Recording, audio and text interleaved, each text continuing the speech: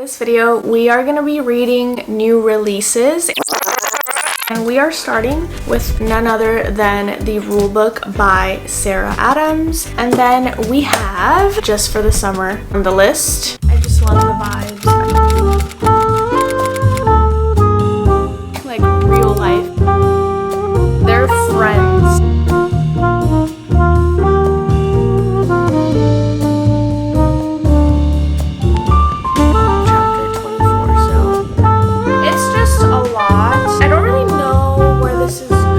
Just read When in Rome by Sarah Adams and I really enjoyed that, so this is the first book that we're starting with.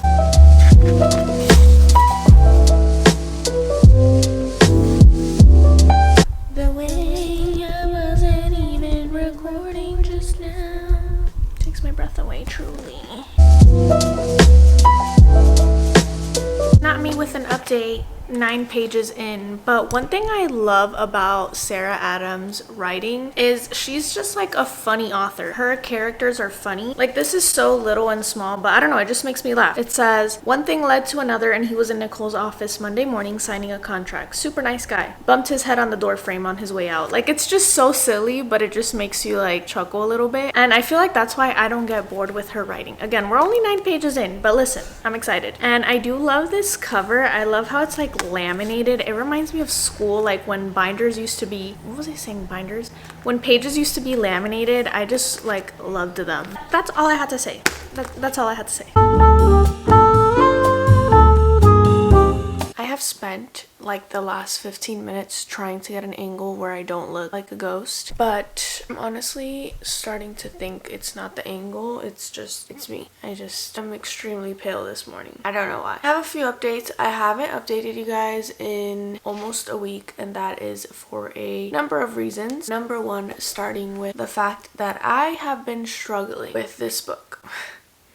I don't even know where to begin. So this is a, as it says on the back, second chance romance, enemies to lovers, and basically Nora Mackenzie is a like sports agent and she's a female main character, and then we have the male main character Derek, and he is a NFL player. Now he has gone through an injury. So Derek had an injury and basically kind of like fell off his endorsements and all his stuff. He's just not being talked about as much as he was before, so now they need to get him an agent to kind of get him back on track, and his other agent quit randomly, which I'm guessing was because obviously his career was starting to go downhill. But Nora wants to get her first real important client, and they get her matched up with none other than Derek. And the problem with that is that Derek is her ex-boyfriend from college that she left like cold turkey, dropped out of nowhere and stopped talking to him, and he's still heartbroken over that. And when Derek finds out that Nora is his agent, he's like, oh my god, and Nora's like, please, like, just give me this chance. He's like, no, I can't do this. She's like, please, and he's like, fine, but you're gonna do whatever I say. So he is just making her life miserable, and finally she ends up getting him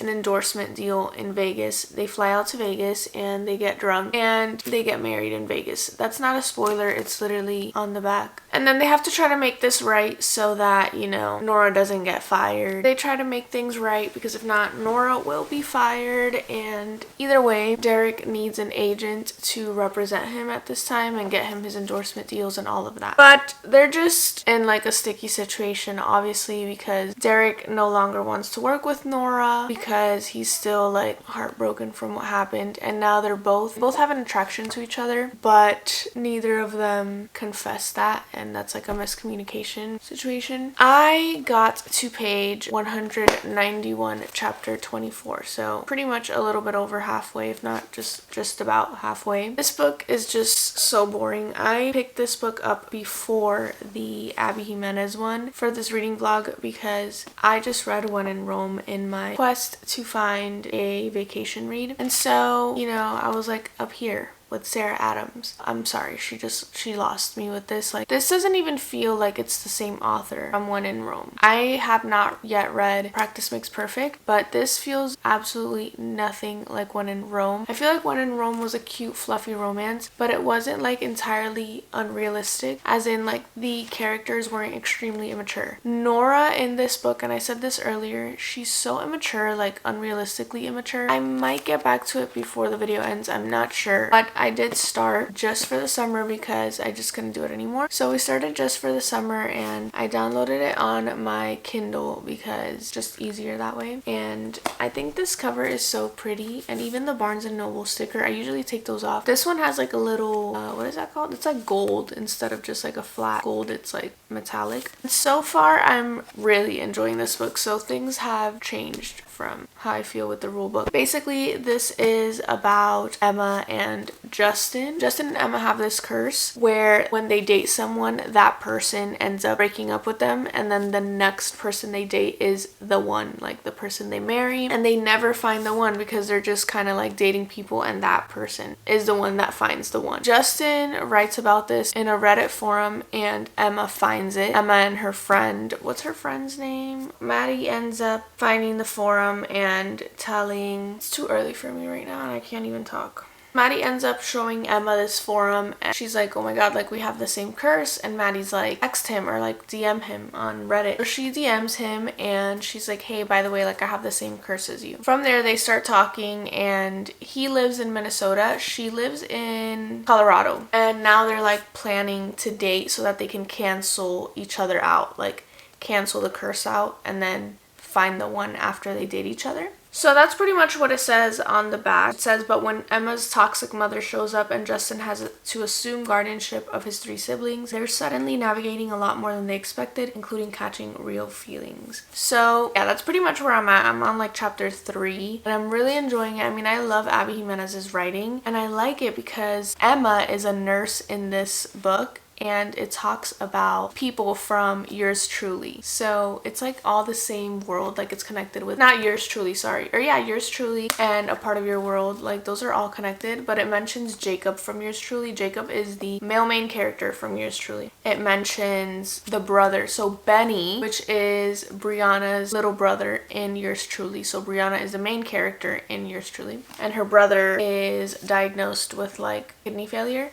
He's mentioned in this book because he's actually Justin's friend, one of Justin's best friends. So I really like how she brings that up. And also the hospital from A Part of Your World and Yours Truly is mentioned here. I never know how to pronounce that hospital. I'm really enjoying this book. I think this is gonna be like, already it's way better than the rule book. Keep you guys updated.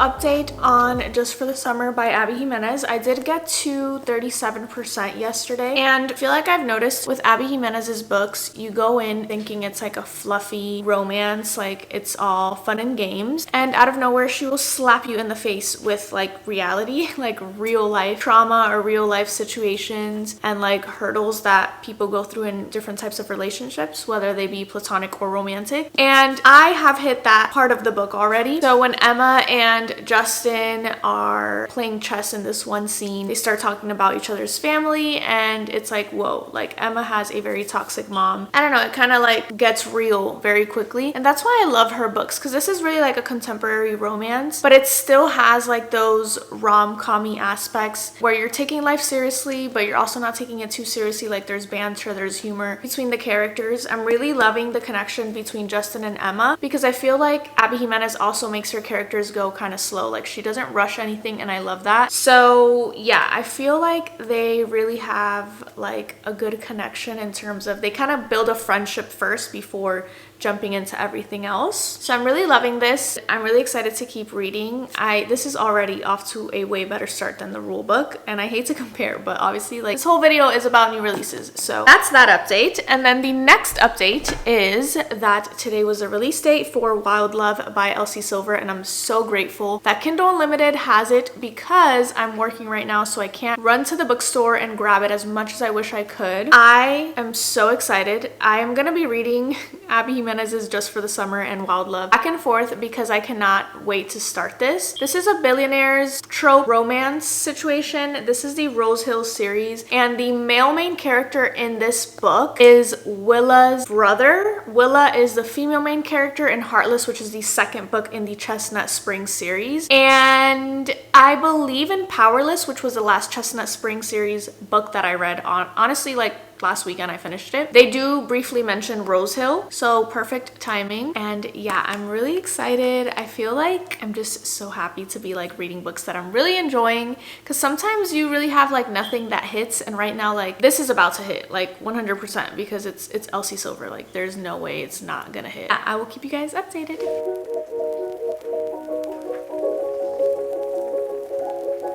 I am on page 155. I really like Justin. I mean, I like both main characters in the story, but Justin is just so like, I don't know, he's gone through so much and he's so mature. So basically like his best friend slash ex roommate started dating his ex-girlfriend, and I think that's what it is. I'm still not understanding that because they're still friends and I'm like, what? But anyway, I'm pretty sure that's what happened. But he's also taking custody of his 3 siblings because his mother is going to not be around. I'm not gonna spoil, but she's not gonna be around, so he's gonna take custody. And just like the way he cares about his siblings is like so cute and sweet. I don't know, it's just like, I love him. Like I feel like he's such a sweetheart and he's such a good guy. And it sucks that he has like this curse where like every time him and a girl break up, the girl ends up finding her true love and he never does. So I'm really curious as to how this is going to turn out, like between Justin and Emma. Like, are they really gonna cancel each other's curses out, or like how is this gonna work? I really am enjoying this book so much. For me, yours truly I think was a 4.5 stars, and A Part of Your World I think I rated 4 stars or 4.5, but looking back, like I loved that book, and I feel like this one I'm loving just as much as A Part of Your World. I don't know, I think Abby Jimenez is honestly one of my favorite authors, so there's that.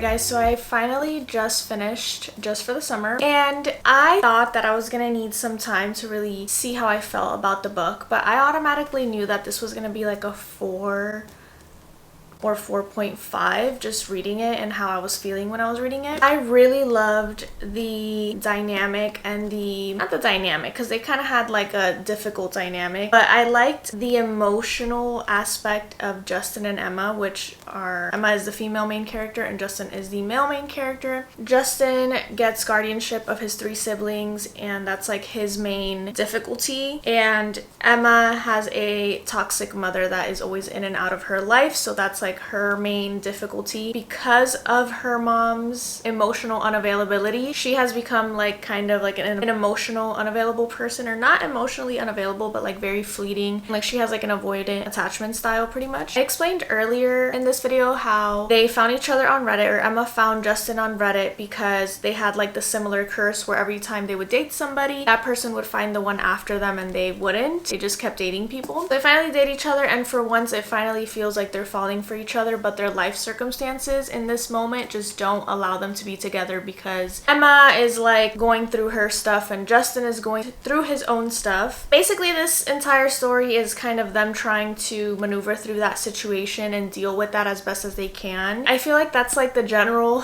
synopsis of this book. Like anything more would just be a spoiler, but I really enjoy Abby Jimenez's writing. I feel like her writing is simple and to the point. Anybody can read this book, not like extremely lyrical or extremely detailed, but I still like her writing because it is straight to the point and it's still very enjoyable and realistic, even though it's rom-com-y and like there's good banter. I love, and I mentioned this previously I think, but I love how this is in the same world as Yours Truly and A Part of Your World, and the same characters come up. So if you haven't read A Part of Your World or Yours Truly, I do recommend you read that before you read this. Even though this is a standalone, you can technically read this, but it's just a little more enjoyable to kind of already see like characters from other books. I rated this 4.5 stars. I really enjoyed it. I feel like Abby Jimenez really does no wrong. I feel like I say that about like all of my favorite authors. I think 60-ish% in, it started slowing down just a tiny bit for me, and that's why I can't give it 5 stars. It didn't give me like that 5-star feel where I was like, but I did enjoy the book. It was funny. I did laugh out loud. Like, it was a good book. I really, really love this cover so much. I was going back and forth from my Kindle to the book because, I don't know, something about her books. Like, well, this is the first book I own of hers, like physical copy. The other books I've read on my e-reader, but I don't know. I really like how this book is. Like, I love the font,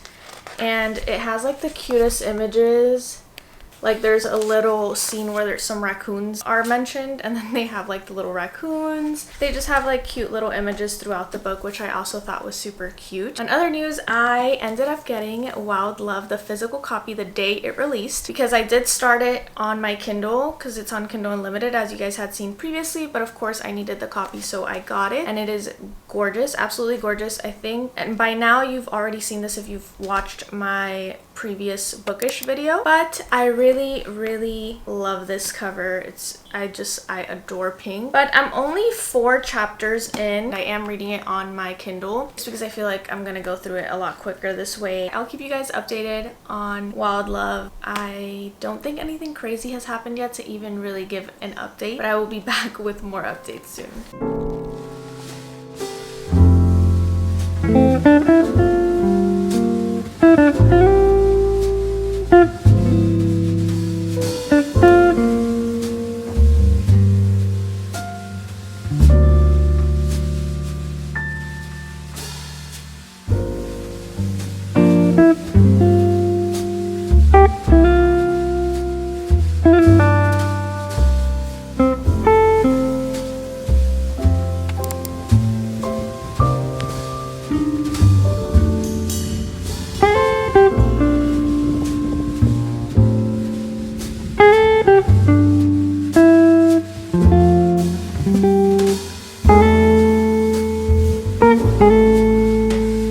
Literally me with updates like 10% after the beach, but whatever. I haven't read too much. I just wanted to comment on the fact that I don't typically like children in books, but Cora, which is Ford's daughter that just randomly popped up out of nowhere, I really like her because she's 12 years old, so she's like in her pre-teen years, and you know how sometimes they make them like super obnoxious and unlikable? Yeah, well, in this book I feel like she's not unlikable at all. Like, she's funny and she's sarcastic, and like she has this like maturity to her, obviously because she's like gone through a tough situation with her parents that raised her. So I feel like that kind of makes sense. I also do feel like Elsie Silver's writing in this book is a little different than Chestnut Spring series. Like, not that it takes away the essence of her writing style, but it is different. Obviously, this is not a necessarily only cowboy romance. Like, this is a billionaire's trope too, so maybe that's why. I also really like Rosie's relationship with Cora because I feel like she's trying to like win her over, but not in like a maternal, annoying way. It's more so like a friend. And obviously, Cora is like mature and old enough to see that Rosie has a crush on Ford and vice versa. So yeah, I just really like that. And I feel like the romance unraveling between Rosie and Ford is also not like cringe, and it's not moving too quickly, which I feel like sometimes that happens in romance books and that kind of turns me off. But in this book I feel like it's very realistic. Like, they're friends. Well, he's her brother's best friend, like childhood best friend, and she's just remembering things from their childhood and she's not being weird about it. It's kind of like, ooh, I notice him looking at me, and he is like noticing the things she does, but it's like very subtle, which I feel like is very realistic. So I really like that so far. And yeah, I feel like I've updated you guys like 20 times and I'm only on page 108.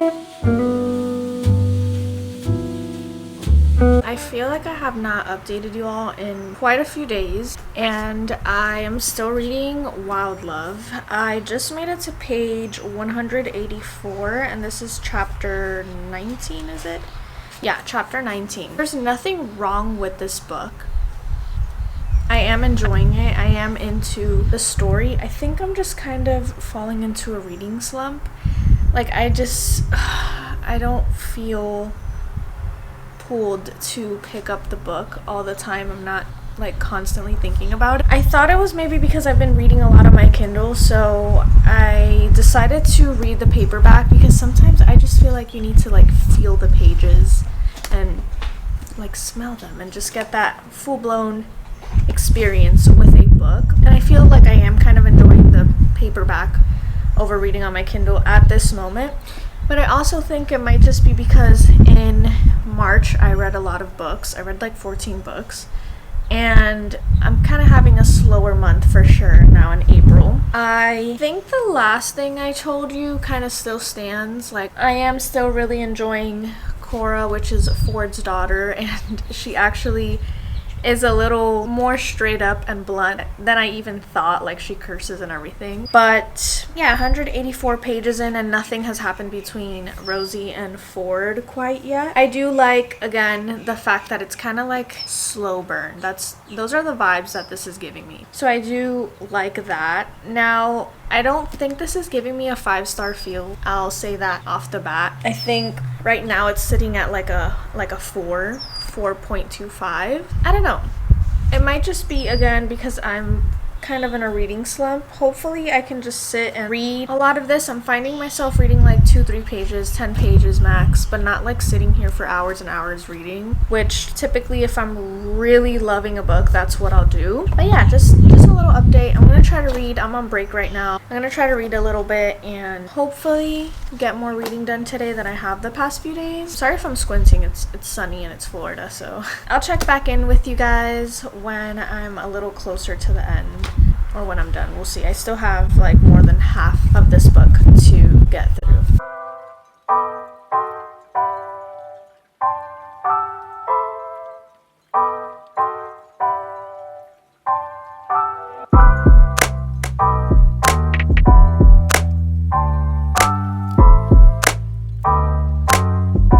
Okay guys, I have quite a bit to unravel. Is that the word?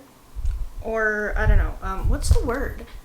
Just go through. A lot to go through. So I'm this far into Wild Love, page 330, chapter 34. I got about 10 chapters left. So I have about 10 chapters left, and what can I say? I feel like the last few days I've really been struggling to get into this book, and I've gotten extremely bored a lot of the times. I think it might just be, I don't know, it's not giving the Chestnut Springs feel. At first it did feel like Elsie Silver's writing, but then it kind of stopped feeling like it was even Elsie Silver. It's very different. I mean, there's so many tropes in here. Billionaire's trope, best friend's little sister, best friend's sister, workplace, forced proximity, frenemies to lovers, friends to lovers. I don't know. It's just a lot. I think there's a lot here to unpack, but like it almost feels like a whole lot of nothing sometimes. I'm not disliking the book. I can't say, oh, I can't stand this book. Like, no, it's not that I dislike it. I'm not loving it. I think it's just not my type of book. It's not something that I absolutely adore. There are a lot of times where I am really into it and I am loving what's going on, but there are also times where I'm getting really bored and just very uninterested in what's going on. Now, leading towards the end, I'm actually enjoying it a little bit more. More has happened, but I want to say like a big chunk of it, I was just kind of like, They're emailing each other back and forth and just doing this whole like I hate you but I don't really hate you type of thing, which kind of annoys me sometimes with grown adults. Like so I don't know, it's giving me like 3.5 vibes right now. I'm probably gonna finish this today because I really kind of just want to get it over with. Again, I don't hate it. I think that it's just not for me personally. I'm still curious as to how I'm gonna feel about the rest of the books in this series, but Chestnut Springs series is still superior to this in my opinion. I know this book is getting a lot of mixed reviews and I see why, because I do see how somebody can love this book. I just am not loving it.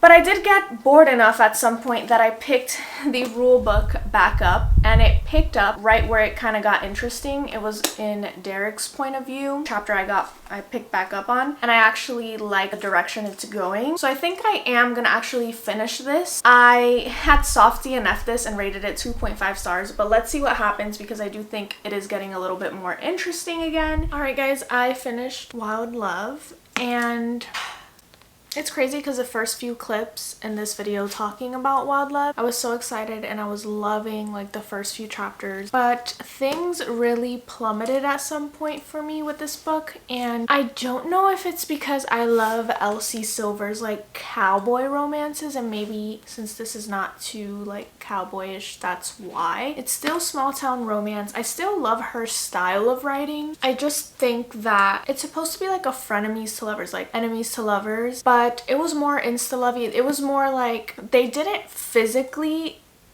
like they didn't get, I can't talk right now. They didn't move quickly physically, but I feel like from the moment they saw each other again, they're like, it's been a decade, but like I'm in love with her. Like, and it's kind of like, that's not really realistic to me, I feel like. I don't know. I think that I was getting bored a lot. I think that also with the daughter that came out of nowhere and told Ford like, hey, I'm your daughter. I feel like that relationship kind of escalated really quickly, and I feel like should have been a little bit more insight into that relationship as well, like between the daughter that just came out of nowhere and Ford. I don't know. I rated this 3.5 stars because I just didn't absolutely adore it. In other news, she's so beautiful. This is Emily Henry's new funny story in all of her glory. This color is literally absolutely everything, and I love how bright her books are. Like, this is Happy Place. I just love the vibes. I love her books so much. And this is how the spine looks. I think the hardcover itself, this color is absolutely to die for. I literally love it so much, and it has like a baby blue iridescent font and the wording on the side, on the spine. Yeah, this sounds like it's fake dating, and it's about the female main character is Daphne. I think so her fiance Peter breaks up with her and leaves her for his childhood best friend, and she ends up having to move out because she was living at his house, like the house was under his name, and basically she ends up being roommates with her ex-fiance's new fiance's ex. So Daphne is engaged with Peter. He leaves her for his childhood best friend Petra, and Petra obviously leaves her boyfriend at the time, which his name is Miles, and Daphne ends up being roommates with Miles, and I guess things go from there, and they fake date to try to make it look like they're living a great life without Peter and Petra, but I'm assuming obviously we all know what happens from there. And it's so funny because he's wearing Crocs on the cover, which is so funny and like so cute. I don't know. She works as a children's librarian, which is also so cute and wholesome. I can't wait to read this. I feel like that's why the name is Funny Story, because like what are the odds of that happening? We all know that Miss Emily Henry has a way of tugging at your heartstrings in the midst of like a funny or not so serious title and book cover. So I'm super excited about that, and I will keep you guys updated on how this goes. I literally picked this up yesterday at Target, as you guys saw on the clip, and I was not expecting to see so many copies left. I was so happy, and I'm so grateful that I got my hands on this. So I'm probably gonna binge this as much as I can today, and yeah, I'm so excited.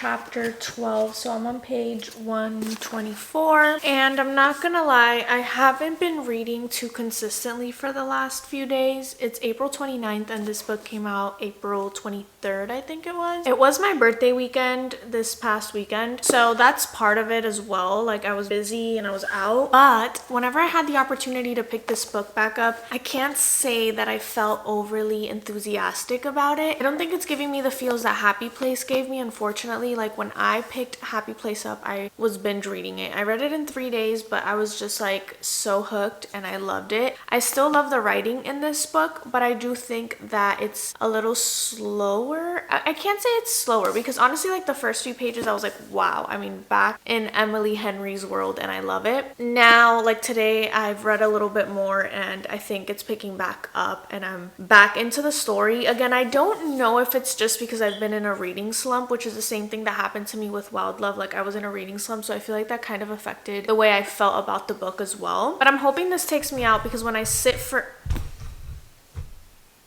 Not Tatsumi moving the camera. When I sit for a long period of time and I just read, I feel like I enjoy any book more. I think that now I'm kind of getting back into it and I'm hoping I can finish this like either today or tomorrow, because I think that the longer I take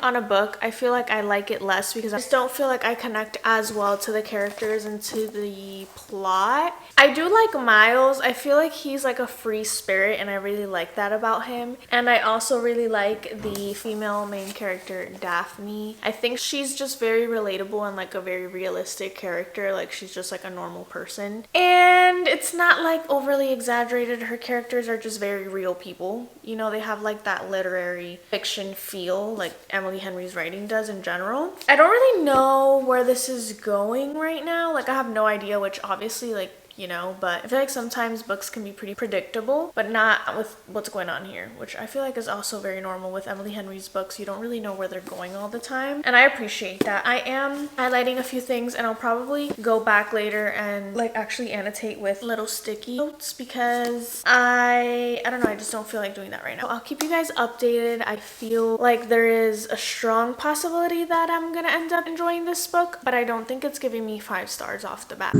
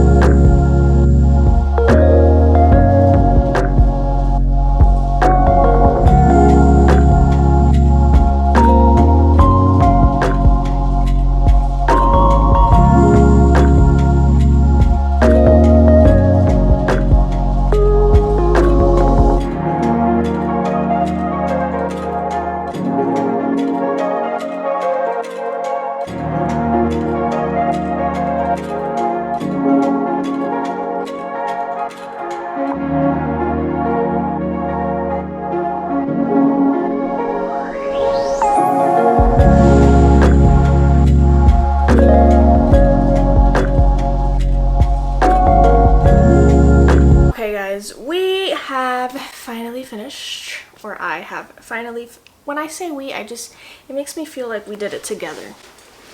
Anyway, I finished Funny Story by Emily Henry. I'm gonna start off by saying that it is now May 5th and this book released, I think it was April 23rd or April 24th. It literally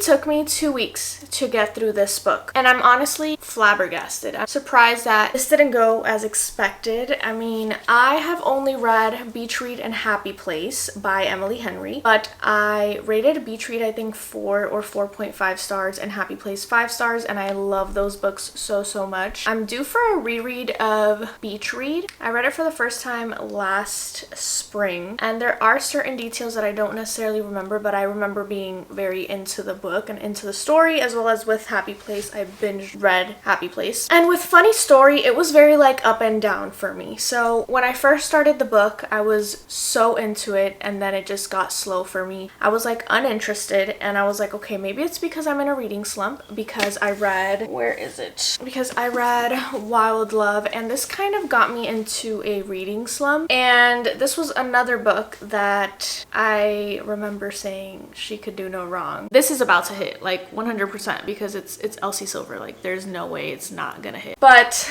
it was a 3.5, and looking back, I could even bump it down to a 3, to be honest. And then this is a 3.5. I think this is a more solid 3.5, or honestly even 3.75. Yeah, I think 3.75. Actually, when I finished the book last night, I decided that I was gonna bump it up to 3.75 because, again, it was very up and down. It got slow for me. There were parts that were boring to me and were reading more like literary fiction. I don't even know what she calls these books, like what type of genre, but it was reading more like a fiction book where it kind of feels dry and a little boring sometimes if that's not your style. But then it would pick up, and I was like really into it and really into the plot and really intrigued, and like the third act conflict, I actually really liked it. I think that I didn't necessarily expect that third act conflict, and then when it hit, I was like, oh, it was good, and I was back into it. But then the last chapter, I also feel like felt dry for me. I don't know, it just didn't hit how I thought it would hit, and I feel like I really thought this was gonna be like another 5 stars like Happy Place, but it just wasn't, and that's totally okay. I see why people would love it. A lot of people were saying they don't like Miles, which is the male main character, but I really liked him. I thought he was like very laid back and cool. For a minute there, my perception on him got distorted with the third act conflict, but it was resolved, and I think it was resolved in a nice way. But I don't know, I feel like I still have questions. Like,